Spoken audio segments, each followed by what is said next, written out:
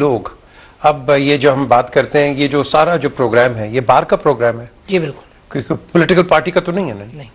अब मुझे बताइए कि अगर ये बाहर का प्रोग्राम है, फिर हम देख रहे हैं कि लोग और फिर रहे हैं या सियासी जमातों के लोग फिर रहे हैं। मैं तो आज बड़ा हैरान हूं कि आज मैंने एक प्रोग्राम भी देखा है जिसमें एक फॉर्मर लॉ मिनिस्टर NWFA के मिनुल्लाह साहब कहते हैं कि कोई सियासी वर्कर नजर ही नहीं आया था। I think with the greatest respect, वहां तो बड़े सियासी वर्कर नजर आए थे। लेकिन क्वेश्चन यह उठता है कि हम यहां अदलिया को कितना डैमेज पहुंचा रहे हैं, ये जो हरकतें हम देख रहे हैं इस वक्त। प्रेस रिलीज के बाद बड़ा ध्यान से जवाब देना पड़ेगा पीजे कुछ सवालों का। मैं शुरू इस बात से करूंगा पीजे, जो आपने सवाल किया था कि हमें देखना यह है कि प्री 9 मार्च कहां पे गलती हुई है। मेरे ख्याल में जो वाइट एलिफेंट एडवाइजर्स हैं, जो बहुत बहुत ज्यादा तनख्वाहें लेते हैं, वो फेल हुए हैं पोस्ट रेफरेंस अवामी रद्द अमल को गेज करने में। ये पहली गलती। फिर जो लीगल जो ईगल्स होते हैं, हॉक्स होते हैं लीगल, उन्होंने गेज नहीं किया कि इसके ऊपर आईनी अबहाम उभर जाएगा। वो एक और दूसरी गलती, क्योंकि इसके ऊपर कोई प्रेसिडेंट ही नहीं थी। पिछला जो 73 के आइन के पहले की प्रेसिडेंट है, एक ही जज आज तक जिसका केस पूरा ट्रायल। जो तीसरा सबसे जो बड़ा मसला है वो हैंडलिंग है। हैंडलिंग के बाद उनके फेयर ट्रायल के ऊपर असरात हुए। पाकिस्तान से बाहर पूरी दुनिया ने लिखा, टाइम्स ने लिखा कि good generals know how to retreat.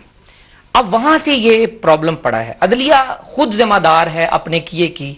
हम नजरिया जरूरत के तहत बहुत NOC दिए हैं हमने। मैं समझता हूं अदलिया एज अ रेफरी अपना किरदार अदा करने में कासिर रही है पुराने जमानों में। अदरवाइज अदलिया अगर बाय स्टैंडर्ड रोल प्ले ना करती और प्रोएक्टिव रोल पहले प्ले करती तो शायद हमारी ये महाजराई और ये अदारों की स्ट्रगल ना होती। अब एक जो माइन्यूट सा एक और प्रॉब्लम है वो ये है कि जब जनरल साहब को उतारा गया था तो ये कहा गया था कि ऐसे तो नहीं उतारा जाता चीफ ऑफ आर्मी स्टाफ को, कंसल्टेशन होती है, ये इतना बड़ा ओहदा है, इसकी रिक्वायरमेंट्स हैं, देखा जाता है कि क्या हालात हैं, जियो पॉलिटिकल हालात क्या है। नवाज शरीफ साहब के ऊपर ये बात आई।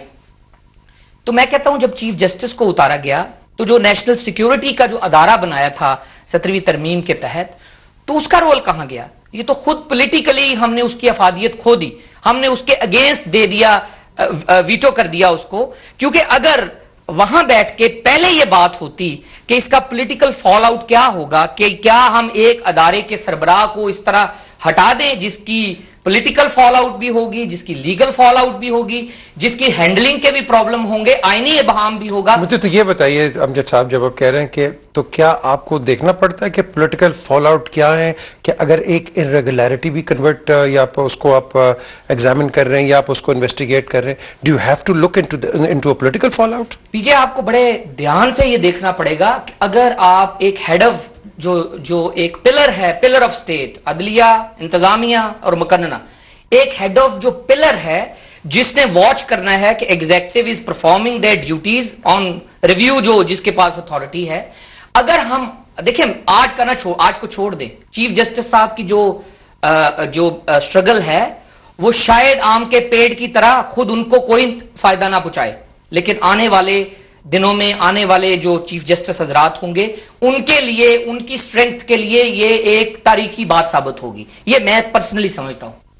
लेकिन पीछे जब एक सतून को, एक हेड को हटाया जाता है अगर इस तरह, जिसके पास रिव्यूइंग अथॉरिटी है, जिसने महाजराई को रोकना है, जिसने अगर मिलिट्री इंटरवेंशन होती है तो चेक करना है कि क्या ये लीगल है कू और नहीं, तो अगर वो खुद गलत काम करे वो ठीक है नहीं। अब अभी मैं सेकंड आता हूं ना, अगर आपने उसको हटाना है तो गिल्टी विदाउट ट्रायल करना है, क्योंकि नॉर्म तो ये है ना कि इनोसेंट अंटिल। मुझे ये बताइए was he not removed legally, yes और नो?